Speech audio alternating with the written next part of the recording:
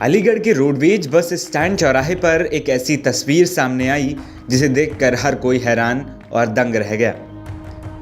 जहां एक मजबूर पिता कर्ज में डूबने के कारण इतना दुखी हुआ कि अपने जिगर के टुकड़े बेटे को 6 से 8 लाख रुपए में बेचने को मजबूर हो गया है। मजबूर पिता अपनी पत्नी, एक बेटी और बेटे के साथ चौराहे पर बैठकर बेटे को खरीदने की गुहार लगा रहा है। शख्स ने अपने गले में एक तख्ती लटका रखी है जिस पर लिखा है, मेरा बेटा बिकाऊ है, मुझे मेरा बेटा बेचना है। जब लोगों ने एक मजबूर पिता को बस स्टैंड पर इस हालत में देखा तो मौके पर भीड़ लग गई। लोग उससे सवाल जवाब करने लगे कि आखिर वो ऐसा क्यों कर रहा है। दरअसल अलीगढ़ के थाना महुआ खेड़ा इलाके के निहार मीरा स्कूल के पास रहने वाले राजकुमार का आरोप है कि उसने कुछ प्रॉपर्टी खरीदने के लिए लोगों से उधार लिया था, लेकिन दबंग ने हेराफेरी करके राजकुमार को कर्जदार बना दिया और अपने रुपए निकलवाने के लिए उस प्रॉपर्टी के कागज़ों को बैंक में रखवाकर लोन इशू करा लिया। राजकुमार का आरोप है कि न मुझे प्रॉपर्टी मिली और न ही मेरे हाथ में रुपया बचा है।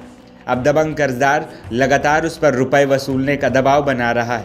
राजकुमार का कहना है कि वो अब इतना परेशान हो चुका है कि अपने बेटे को बेचने के लिए बस स्टैंड चौराहे पर अपनी पत्नी, बेटे और एक छोटी बेटी के साथ आकर बैठ गया है। से मैं परेशान हो गया, मुझे दबंगों ने मार मार के घर से बाहर निकाला।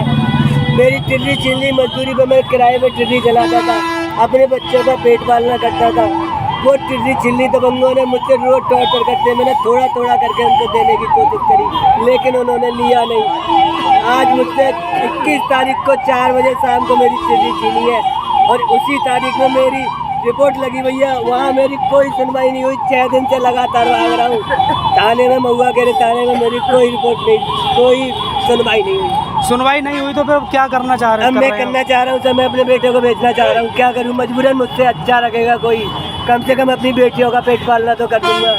कितना बड़ा बेटा है आपका? बेटा है ये रहा मेरा बेटा, 11 साल का है। कहाँ हैं आप? कहाँ बैठे हैं आप अभी? मैं इस समय कंपनी बाग चौराहे पर बैठा हूँ, बस स्टैंड के चौराहे पर। अच्छा, गले में आपने कुछ लटका रखा है, क्या लिखा है? बेटे का लटका रखा है, कोई मेरा बेटा बिकवा दो, कोई मेरा बेटा बिकवा दो, मुझसे अच्छा लगेगा बेटा बिकवा दो। कौन कौन लोग बैठा रखे हैं आपने यहाँ पे साथ? मैंने अपनी घरवाली और बेटी और दोनों, एक बेटा एक बेटा रखा है। डीके सिंह कहते हैं उसको। कहाँ पे रहता है वो उसमें रहता है चंपा विहार में। अच्छा, पुलिस से जब उसके नाम की शिकायत करी? पुलिस से नाम की शिकायत करी क्या सर, उसी के पीछे भागता रहा, आज तक मेरी नहीं सुनी। आज पुलिस में गया तो पुलिस ने भी शिकायत नहीं सुनी।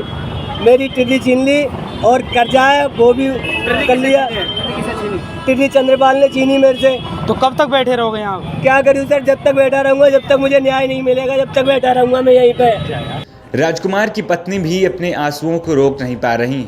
पति और बच्चों के साथ बस स्टैंड पर बैठी पत्नी रो रो कर अपने साथ हुए अन्याय को बयां कर रही है। कितना बड़ा बेटा आपका? क्या मानती हूँ, आपको माँ है, माँ के बच्चे को बेचना चाहते हो, क्या करें, मजबूर हो गए। जिस बेटे को बेचने के लिए राजकुमार बस स्टैंड पर पहुंचा था, उससे जब इस बारे में पूछा गया तो मासूम कुछ नहीं बोल पा रहा था। उसके चेहरे पर दर्द साफ झलक रहा था। मासूम कुछ बोलने के बजाय बस हाँ ना में सिर हिला पाया। घर पे आते हैं कोई? क्या कहते हैं आगे? गालियाँ देते हैं?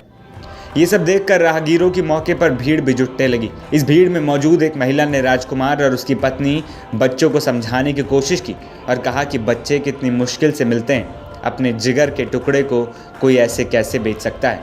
टाइम दिया था, रिक्वेस्ट करी थी, लेकिन उन्होंने थोड़े थोड़े करके राजी नहीं है। उन्हें इकट्ठे चाहिए, मैं इकट्ठे कहाँ से लाऊं? पीड़ित परिवार ने पुलिस पर भी शिकायत न लिखने के आरोप लगाए। वहीं करीब घंटे भर बाद मौके पर थाना गांधी पार्क पुलिस पहुंची और राजकुमार और उसके परिवार समेत। लेकिन सवाल यही है कि कानून के राज का लाख दावा करने वाले नेता और अधिकारियों को ये देखना चाहिए कि प्रदेश में दबंगों के हौसले कितने बुलंद हैं और कैसे गरीब परिवार को प्रताड़ित किया जा रहा है और पुलिस भी उनकी सुनवाई नहीं करती है।